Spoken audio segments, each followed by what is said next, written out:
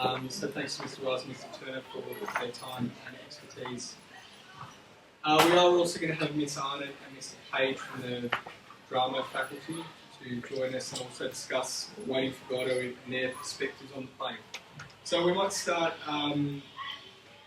this is going to be sort of informal discussion, and we are going to have invite you guys to ask some questions as well. So, might start with you, Mr. Turner. What would you feel to be the major societal impacts of the Cold War? How did it affect ordinary, everyday people? I think the first thing was the whole anti-communist movement, and most of you, I hope you remember, there's some of that from history last year. This anti-communist hysteria, especially in America, but also here in Australia, and to perhaps a lesser extent in Britain. So the whole Reds under the beds, we've got to fear them. The hysterical way it was painted in the media, the way it dominated politics in a way that wouldn't happen today, I don't think. In a way, there are some similarities to the current ways about fundamentalist Islamic terrorism. I think you can kind of make a broad claim that there's some similarity there. The two other aspects, I think, would be very high defence spending, just about everywhere. Maybe here not as much as in America or Britain, but still much higher level than it is now anyway, and a greater burden on the economy. And then the whole thing about the nuclear bombs, which took a while to build, really, because I'd say up to the mid-50s, maybe even later, most people thought atomic bombs were great. I mean, we allowed the British to irradiate a large part of the Montebello Islands up in off Western Australia, and then we allowed them to do it at Maralunga in South Australia, and actually on the mainland. Now, admittedly, it's desert, but you still can't go to those areas. You know, and that was portrayed as a good thing. So you didn't get the anti-nuclear bomb movement until the 60s, and then you had the whole ban the bomb thing when people were going to seriously think about, is mutually assured destruction a great idea or not? And so that then came out, and then you had the Vietnam War, of course, which changed people's attitudes fundamentally. And just adding to what Mr. Turner said, the whole communist idea was that it was a communist monolith that wanted to take over the whole world, right? And that the different branches of communism, so the Soviets and the Chinese after 49, like Chinese Civil War had been won by the communists. The communists are all working in cahoots, right, to expand communism all over the world. And it was similar to it was proven as bunk pretty much, because as it turned out, the Soviets and the Chinese didn't really like each other that very much. And yes, they worked with each other sometimes, but they had different forms of communism. So this whole idea that there was this big monolith that wanted to take over the whole world was proven wrong. And very much like our, during World War II, the fear of Japanese invasion of Australia was a real fear.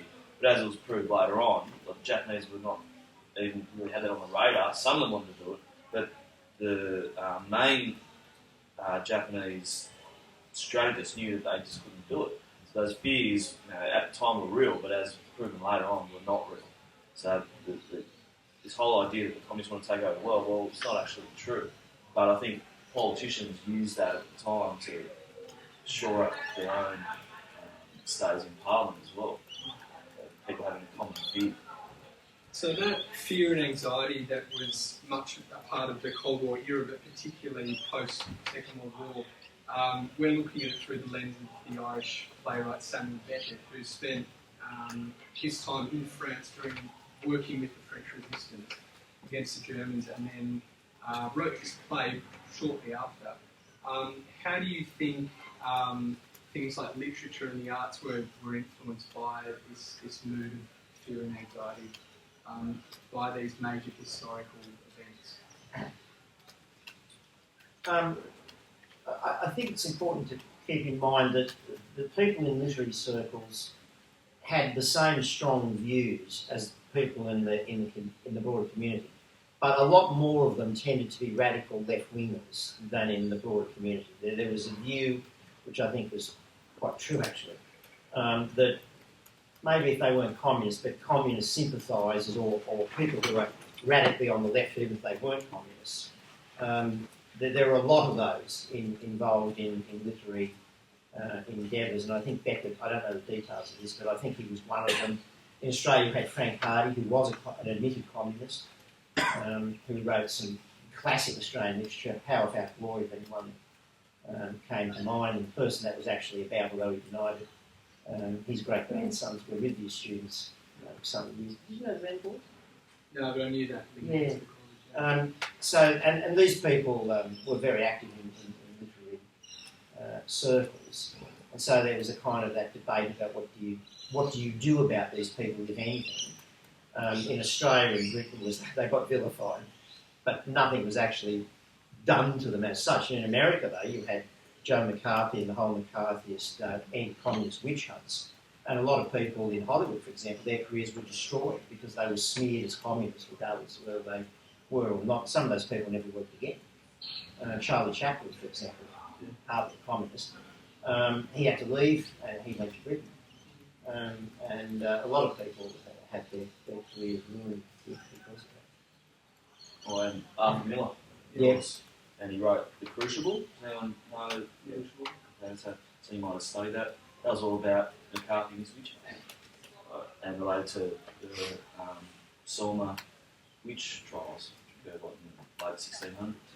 There was a direct reference to that people just being known as witches or communists and then being hounded and persecuted. Great. Another key thinker we've been looking at is Jean-Paul Sartre, who was, of course, a great French existential thinker and also a communist, at least for most of his lifetime. And he made this statement, man is nothing else but what he makes of himself. And then one of the key themes in the play that we've been discussing is the theme of the individual. Welcome. Hi, sorry. Good to see you. Sorry, boys, we had an assessment task ourselves. Not a problem. We've just started discussing historical context and we're linking some of that to the play now, so it's good timing. Okay, thank you. I'll ask you some questions. So just looking at this idea of existentialism as an influence on, and a big part of the Cold War era, what role do you think the post-war era played in reducing people to mechanical beings or unfeeling, inhumane, this sort of collective approach that was a big part of the communist ideology? Was that justified historically? Do you feel that it was as influential as, say, literary texts make it out to be? Well, I think with that, that post-war period, many people around the world have suffered like they've never suffered before due to the impacts of World War II.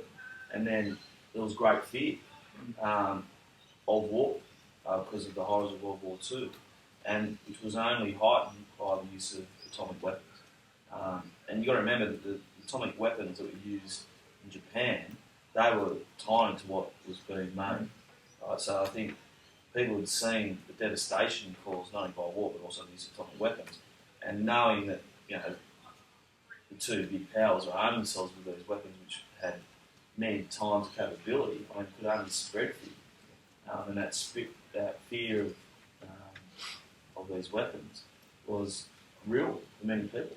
And right up, still as a kid, I remember that growing up in the 80s, it was the fear of nuclear weapons or the use of them was almost tangible, to say the least. Remember that very, very clearly. The Duck and Cover campaign, was that part of your education? No, I don't remember that. But, there was a mini-series, I don't know, called Threads, and it was about a post-apocalyptic, eco-apocalyptic world. Mad Max was sort of along that, or the two other movies after the first one were sort of about that. And there was lots of literature and pop culture about that, and it was really pressed into it, I believe. Yeah, well, the 80s wasn't the intense, the end point, really, of all of this Cold War anxiety. Could I just pipe in here? I think what's really interesting for young students to think about when they're reading a play, because, it's a paid-for performance, and think about how does it resonate for you. So when Beckett wrote the play, it would have a different experience for audience members at the time it was performed, because obviously they're living with that great fear that's been talked about. And for your generation, up until recently, it would probably resonate completely differently. And how do you personally respond to that? Because you've never lived through these atrocities. You've never had these fears of, these, horrendous wars that you've lived through and could possibly continue. Now that just recently has changed with, the awful impact of terrorism. But for myself, like growing up, like I didn't live through a depression. My life, in terms of my war experiences, being luckily quite free. So for us all sitting in the audience and you next to me, it's a completely different experience. And that's something I think you need to think about when you're reading the play.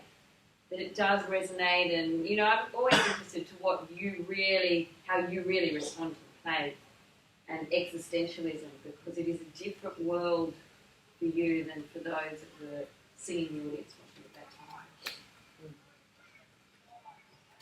Being the oldest person here, I've had a kind of a different experience than Miss A, because I remember the Cuban Missile Crisis very clearly.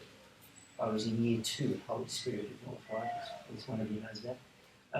And the nuns had us praying, it felt like continuously for days. And then when it actually ended without the world getting destroyed, we then said some more prayers and thanksgiving that the world hadn't been destroyed. And then after that, immediately there was the Vietnam War period, not as bad as World War II, obviously, but that certainly had a great impact on me, although not usually in the way that did my generation, making me more radical. It certainly did sort of encourage me to be activist politically, and I think that the baby boom generation that I belong to still has that in a way that other generations don't. I'm not saying it's better or worse, I'm just saying it's a fact. And then in the 80s you had it again, and by that stage I was teaching, and I remember very clearly during when Ronald Reagan was president during his first term, people were really scared that due to his stupidity he would blow up the world. The Russians thought he was mad, so did a lot of people in the West. I think that was exaggerated, but that's what it looked like at the time. And I was teaching at Holy Cross, and somebody got some people to come in, I don't know what department it was, and I don't know where they were from, but they just petrified the kids by talking to them about nuclear war and how easily nuclear war could happen. And the kids were, particularly the younger boys, were nearly hysterical for a few days afterwards. And I seem to remember going to complain to somebody about it. I was the history coordinator there, and I made it my job for the next 2 weeks to deprogram the kids from what they'd been told. Some of it was true, some wasn't, but there was no point in these kids being traumatised by something they can't do anything about, and I don't think it's going to happen. But that period in the 80s was another really bad period. And then Reagan in his second term actually then proceeded to undo the damage he'd done in his first. But that early 80s period was quite bad. Sort of the last real spasm of the Cold War before it ended. So if we're looking really at the direct post-war in the early 50s in way of Godot, so Mr. Page, I might invite you into the conversation. What are the ways of thinking that influencing Beckett? We've discussed the societal mood, which was one of anxiety and fear. We've discussed the political paradigm. Were there any other? We've also introduced religious and existential. Are there any other comments you'd like to bring to that? What was Beckett's ways of thinking that influenced this work? Well, in the play, he's also playing with the idea of waiting, which was something new for theatre at that time.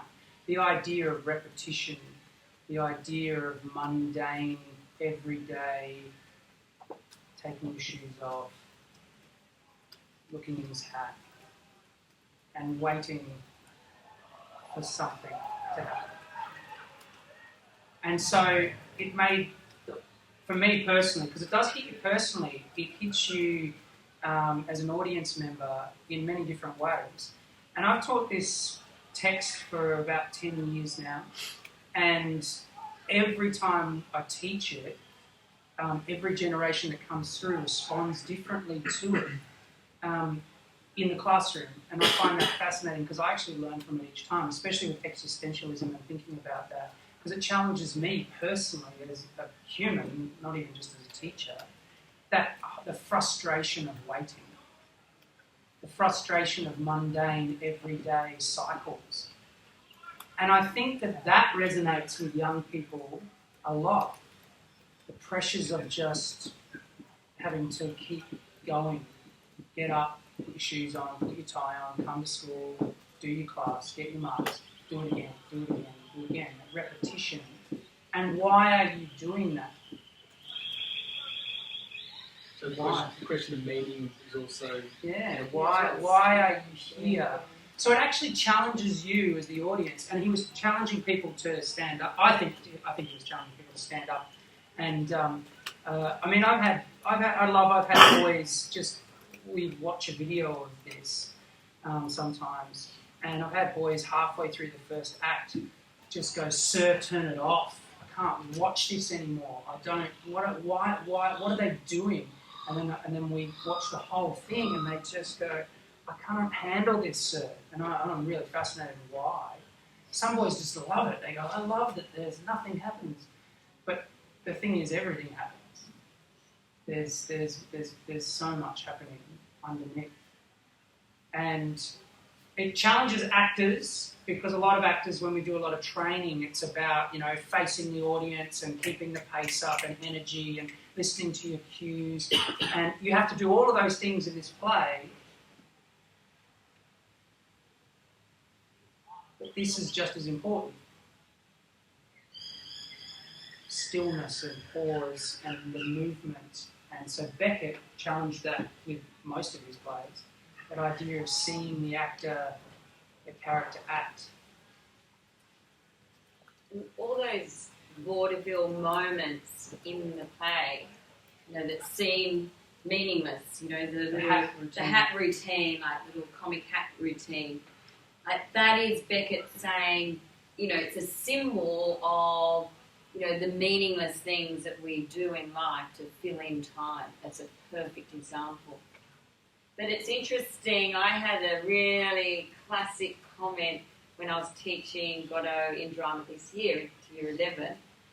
And as Miss Page said, I've been teaching it for years, and I take something away with it each time. It depends on your mood, and I was in a mood, and I said, boys, it's like this, existentialism. What Beckett's saying is that you work your guts out at school to get that HSC mark, and then you get into university, and then you do your course, and then you get your, you're a young lawyer, and you've got your great job, and then you slog it away, and what's it all for?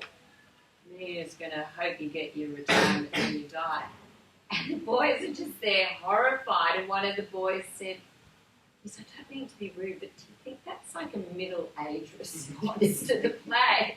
And I said, "Well, maybe, because he's at the prime of his life. He's thinking, fantastic, I've only got a year left of school and I am out of here." And I said, "Well, that's interesting, Yeah, the flip side is the interesting thing, that the play challenges you and everybody to actually see the opposite of it and say, yes, life is mundane. It can have this existentialist kind of philosophy behind it, but the reality is, if you don't embrace that, if you go, no, yes, we do mundane things, but life is actually exciting, it's a gift, and go the other way, then it actually makes you think about that. It challenges you to see the positive in your existence and humanity as a species, and what we're higher than that. We do live longer than our lives through other people and the things we do and the achievements we make and the choices we make, positive or negative. But there's great comedy in the play as well. So as Miss Page is saying, there is that flip side. Perhaps Beckett's saying that, find that joy in those spaces. That great line about the hanging it off. Mm. Yeah. We talked about we that. looked at that. Yeah. So that's interesting from a historical perspective. Is there a similar sense of I loosely use the word pessimism? I don't think a play is pessimistic, but this mood of distrust, and we've seen that evolve into the postmodern movement, which we've been looking at. There's also the famous declaration by Fukuyama that the death at the end of history. Do these ideas are they particularly pertinent in the Cold War, and do you think they're reflective of the mood at the time? Oh, well, there's a definite mood of distrust. I mean, Churchill declared, the Iron Curtain has fallen. I mean, that separated the world into two, or especially Europe into two, and the Iron Curtain, it wasn't a physical thing, right? And there was definitely, you can't see what's going on, you don't know what's going on, and of course that would lead to distrust, not knowing what the other side was doing, and I think that was a symptom of the Cold War. There was a huge mood of distrust between the two different blocks of power. Michael? Yeah, I agree with that, but I wouldn't call it a period of pessimism. And in fact, if anything, it was exactly the reverse. And, the communists thought that they were on a historically mandated duty to free, this oppressed proletariat that may or may not have existed. And on our side, if you want to call it that, a crusade against communism, that it was literally a spiritual duty to resist these people. And that's one of the reasons why you got into things like Vietnam. After Vietnam, then you had the pessimism and the cynicism, because a lot of people became convinced that we were sold Vietnam on a lie, and that even if it wasn't a lie, that it was still a bad idea. That the two sides eventually realised that they were not going to wipe each other out, more likely. The traditional narrative, though, in the Second World War, particularly American perspective, was this idea of winners and losers. Yeah. And even in the play, we've got really a breakdown of having traditional narrative conventions like a hero or a villain, these archetypes. What role does history play in that changing mindset? Is there still a belief that there is a fight for good and evil, or is there a breakdown of those ways of thinking? There's always the idea of fight versus good versus evil. As long as I think man's been alive, I think that will continue. Let's back to that. I want to just go back to that pessimism. Also during the 50s, Australia, US, many parts of Europe were going through almost a renaissance. It was a time of great prosperity. Come out of depression, the horrors of World War II, and the 50s roll on, and it's, for many people, in many democratic countries, is a good time. So it's that idea of pessimism. Yes, you have the shadow of the Cold War and nuclear weapons, but on a day-to-day level, many people will improve standard of living. So that's sort of touch on that one. So what was the I think that's what you were talking about earlier was the reality of death, and the very visceral sense that people have seen and experienced death, in their own families, friends, their cities have been annihilated, and particularly in post-war France. I'm not sure if the optimism was quite the same. Is any of that reflected in Waiting for Godot, this almost nihilistic idea that there is no meaning anymore? Well, what happens in Act 1 and what happens in Act 2? Nothing. I don't know. I guess that's what it challenges you. If you look at it on the surface, if I was to tell you, do a synopsis of the play and say Act 1, 2 men enter, wait for a man who doesn't come, and they meet two strangers, and then a boy tells them that Godot will come another time. And then Act 2, 2 men enter, the two strangers come in again, there's some leaves on the tree, the boy, who's possibly his brother, who looks exactly the same as him, comes in, tells him Godot will come another time. We do this fantastic task, I think it's a fantastic task, where the boys in drama have to actually do Act 3. And they have to use the conventions of what's given to them in the play. So, obviously the tree could slightly change, but they have to have the two strangers, they have to use that convention that's been set up by Beckett. Because it does create this wheel that it's that nihilistic repetition that's going to happen. But those tiny, it's funny, it's, the play where nothing happens twice is one of the quotes. But is it? And that's what I guess, if you're looking for the positive, you've got to find that. Because if you slip into the nihilistic and the existentialist view, then day 3 would be exactly the same. It'd probably be the same as day 1. The leaves have fallen off and it goes back again. Although I would challenge that there's some really clear examples of that nihilistic view in the play. Oh, yes. The fact that all the attempts they make to fill in the time are futile. They can't even hang themselves. And let's not forget Lucky and Pozzo, who enter the play. Like, what's their role? How odd is that? These bizarre characters that we talked about there. Yeah, and the violence, that is a pure example, symbolically, that Beckett's saying of, the violence. It's owning another man, wholly, or creature, or lucky, and even the humour in the name, and then the monologue, the famous monologue that Lucky. And I don't know, I love the idea. Is Lucky a higher mind than the other 4 characters? Is it gibberish, or is it actually genius? The writing is genius, I think, because he has the longest speech in the play, but the hardest speech. Can you imagine learning that? And I've directed a play, and the boy that did it for me actually couldn't do it. It was quite interesting. Just repeat half of it twice to get the effect. It's But that cycle as well, if you look at the play, that obviously the end of Act 1 and the end of Act 2 is exactly the same dialogue. And they're things that you need to be aware of. Let's go. On the stage direction, so they don't, because they're not done. Could I ask you about the relationship between Vladimir and Estragon? That it's often viewed as one of codependency. Why do you think they stay together despite their frequent suggestions of parting? I don't know if there's really an answer to that either. Why do they?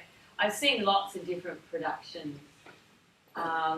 The Belvoir production, so you can play it a number of different ways, which is why I'm hesitating. So the Belvoir production a number of years ago played it as a really strong relationship, a really strong friendship. The National Theatre of London, it was so dark. I have never seen, I actually think they destroyed it, but it was the darkest production and slowest production I've ever seen. And agonising to watch. Yeah, absolutely. The set was dark. None of the comedy in those moments, like Belvoir played out all those comic, people laughing in the audience at the bowler hat and all the breaks and the shoes and everything. None of that in the National Theatre of London production, and it was about them being trapped.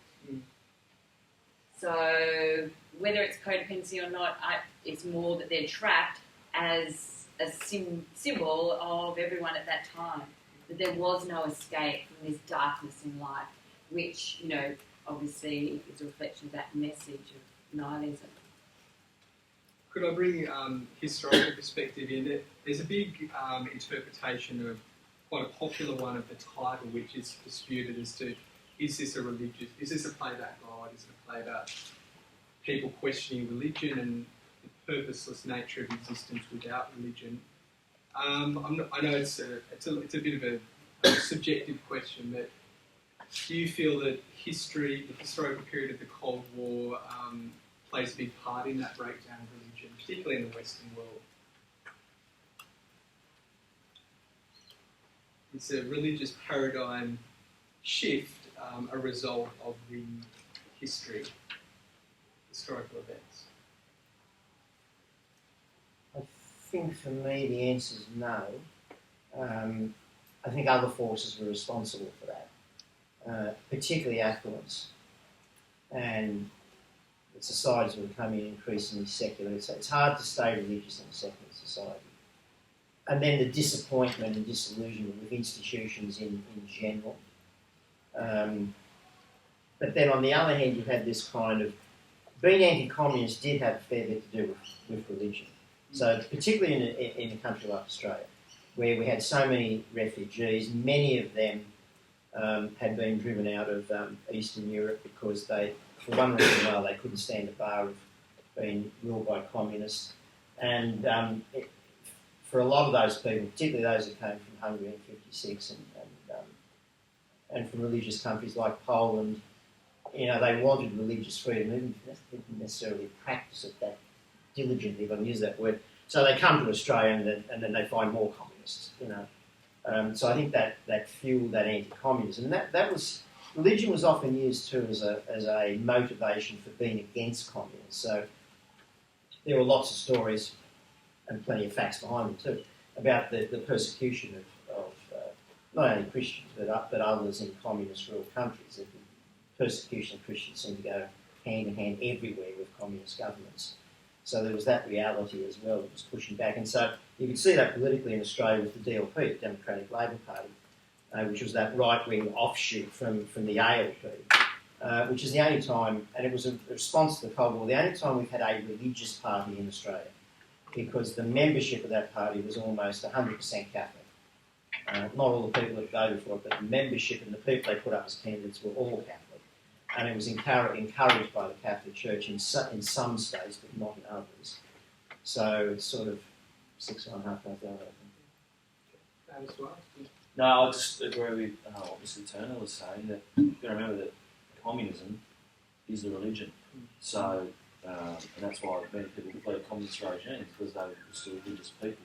And in communism, they don't want people having religion because there's a higher power above the state. So I think many people, religion maybe became a little bit more important during the Cold War. And you got the same thing after Vietnam too. Many of the people who fled Vietnam were Catholics. I find it interesting to look through that Jesuit quarterly where it lists all the Jesuits in the Australian province and where they are. And I reckon maybe even a quarter would be that many. I've all got names like Yu Wing. They're all Vietnamese Catholic, now Australians. And I know when Pope Benedict did the Youth Day Mass at Randwick, I was amazed by the number of old South Vietnamese flags, and there's so many still around. And they fled specifically because of that. They were persecuted. There's that great line in the play you might have already highlighted. But everyone says, I remember the maps of the Holy Land, coloured they were, very pretty. Like there's that real humorous view of how superficial religion is. So I think there's certainly messages about, you know, religion and God in the play, and that there's that never-ending question, like, does God represent God? What's your personal view on that, the title? I think it's limiting if you just see it as God. Because then, you know, so that one way, and I must admit, when I was very young, I was taught that, it's about waiting for God and He never appears, because how could there be a God in this world with, you know, all these atrocities of war? And then later on at university, I remember lecturers saying, that's absurd, because that narrows the view and reading of the play, which I think is true, because it is. It's on a universal scale that it's about us waiting for, you know, this thing in life that's probably not going to happen. You know, where all the grass is greener on the other side, unfortunately, they could say, Yeah. So I don't think so. Yeah.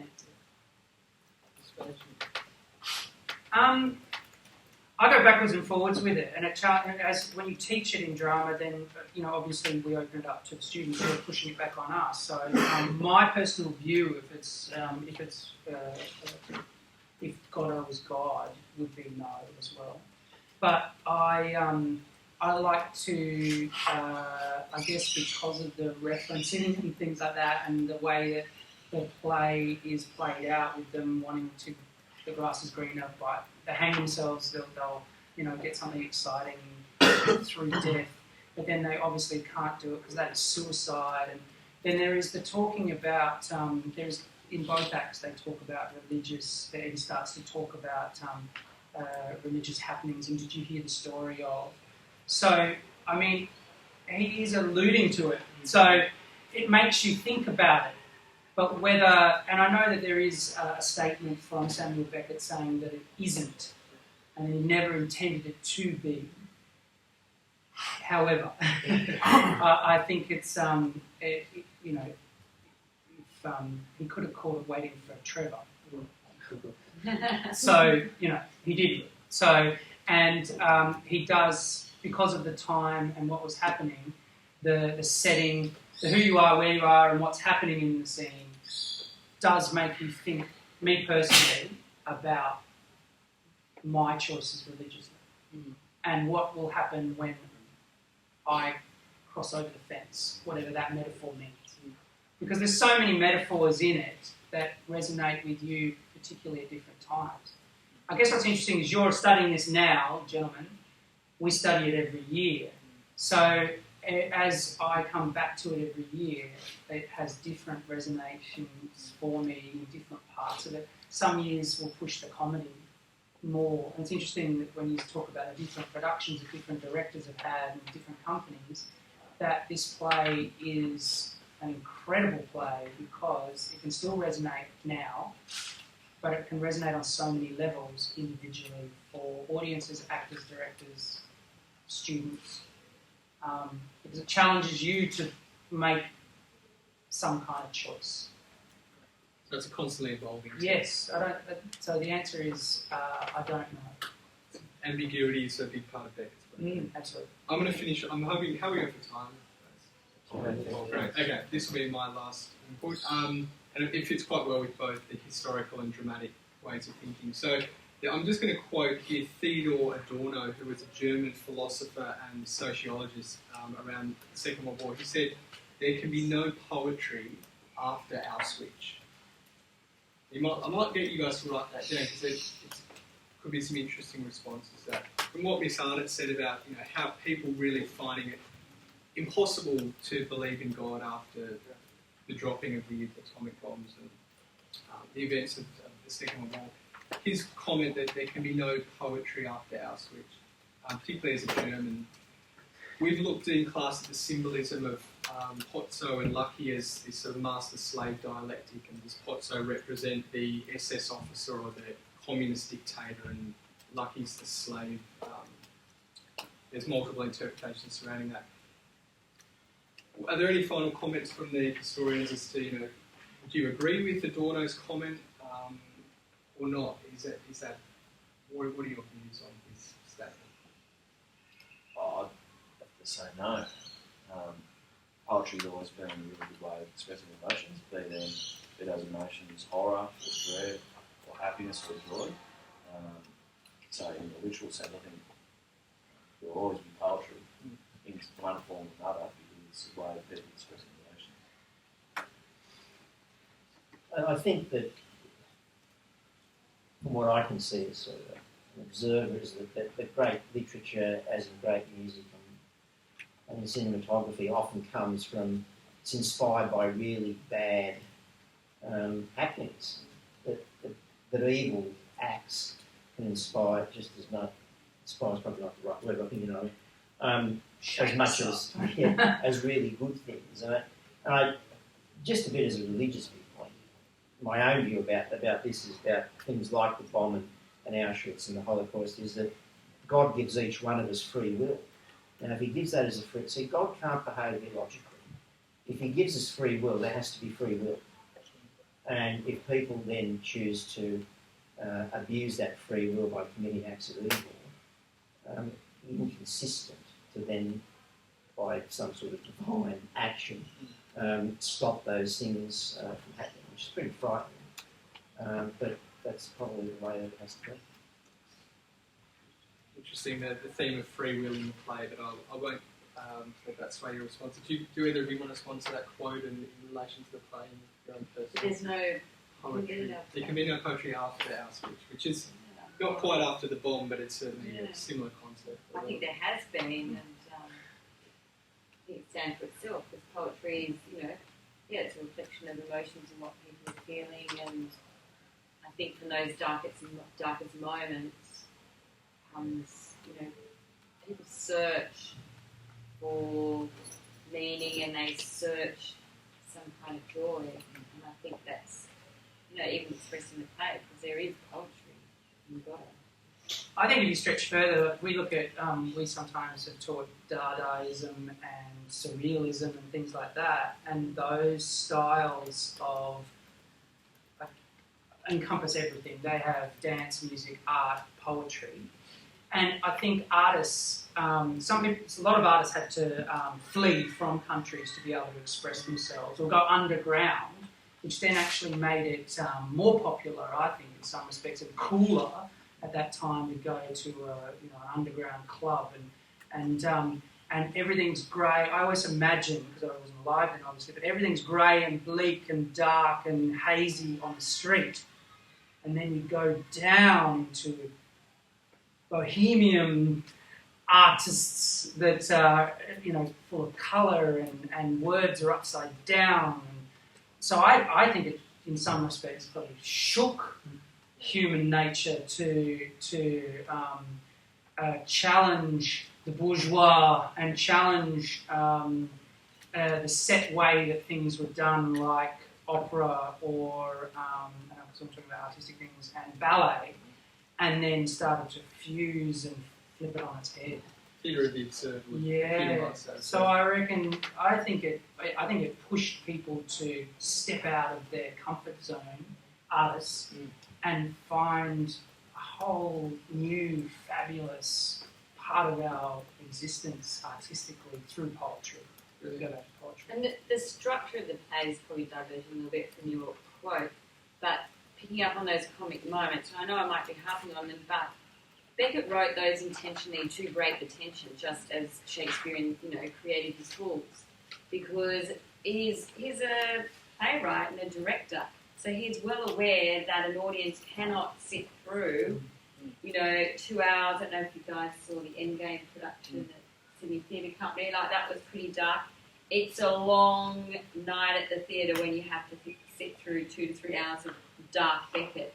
So he did create those moments of poetry, those moments of comedy, because he knows dramatically the audience need a break from that tension and that darkness so that they're then receptive to those messages. And so humour being found in the bleakest moments. Yeah. He says that comedy is found in tragedy. Guys, we've got probably 5 minutes, so please fire any questions away to the panel. If you want to direct any historical, dramatic, or whatever. Anything, even questions would be great. I'm sure you've got lots to offer. What's good? Thanks, Alex. I've got a question to the history panel. So after this kind of post-war period, there was a lot of secularism, and we're learning about postmodernism, post-structuralism. So that sense of everything could mean everything and everything could mean nothing. Do you think by looking at things through that lens, our history could return for the better?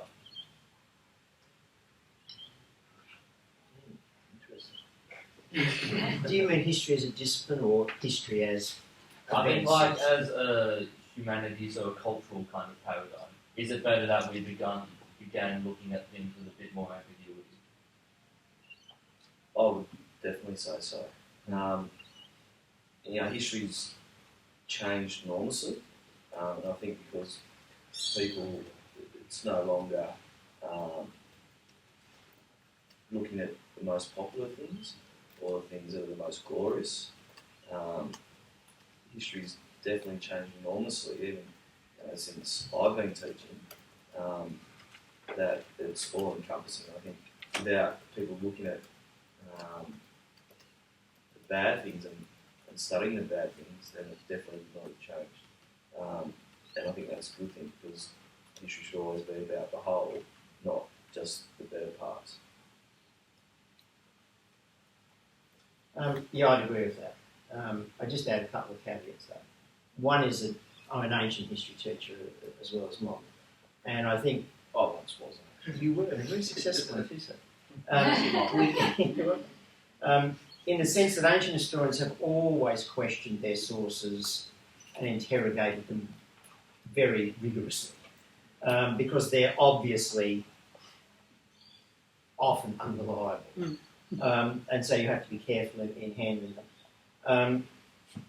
And postmodernism, more than anything else, I think teaches historians as a discipline, as a subject, as a profession, to look carefully and interrogate the sources. But I do feel that can be taken too far. You know, the idea of popular history, I really agree with. You know, so I think feminist history and history from below, as it's called, is very important. But Marxists have been talking about that in feminists before postmodernism became a big deal. I think the trouble with it is that everyone deserves their say and their 15 minutes of fame, if you like. But some people's say is more important and deserves to be listened to more than others. I still believe that's true. But it's true to say that at Riverview, for example, in the history department, there used to be fierce debates about postmodernism between a former head of faculty and a staff member, and neither of those two people are here anymore, which is just as well, because those debates got very heated, very heated. And I think postmodernism is like any other ism. It usually has ideas to make you think and that you can take on. But if you take it as the only ism, or something that if you take it to an extreme, it ends up becoming silly. So experts are still worth listening to, I guess. Artistically, do you think that's like just painting with black in some respects? You know, you need to get, because we're talking about the whole-ism and the holistic kind of point of view. Because I think with drama you need to do that too. To understand this play, we actually have to teach comedy. Because if you don't teach the clowning and the vaudeville sides of the play, then it falls fully into one ism in some respects, or just into black. So you need to have that balance. Any other questions? Just a quick one, Mike. Maybe for you guys. Do you think the play is timeless? I think it's still quite relevant today, like the mundane action, or do you think it's very much set in like a post-war period? I think it is timeless. For those reasons, like when I was having, I was just off on my own journey really, where I was teaching my class and thinking about my own life, and I had a bit of a tough week, and I think it resonates with us all. Is there really an end game to all this? Is there an end game for you guys sitting here taking, like, there is, don't get me wrong, but sitting here taking... But just thinking about it makes you think about it. Yeah, and you're going to slog your guts out for this HSC, and you move through life, and then what's it all for? Because then at the end of your days, you're just waiting to die. So it is a very dark view on life, but you can find your own joy in that, and you can diffute that, obviously. But yeah, I do think it is timeless, and the fact that it has survived for so long, I think, speaks for itself. And that it's constantly revived in theatres, that there's also, and multiple interpretations of it makes it timeless. The fact that we do sit here and go, does it, represent God? Does it not? Like, is it really comedy, or can you play those comic moments? Act 2, lucky is he the master. So, it challenges those behaviours. This is a really good one. Oh, yeah, yeah, great. We've looked at that. Well, thank you very much. We'll give a round of applause to all our teachers.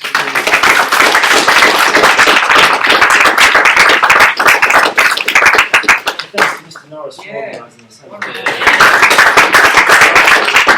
Getting 34 teachers together is not an easy task. There's more that he's organising, you probably realise. Yeah, it was a really fruitful discussion. Thanks, guys, for your attention. And if you want to firstly have a teacher, I encourage you.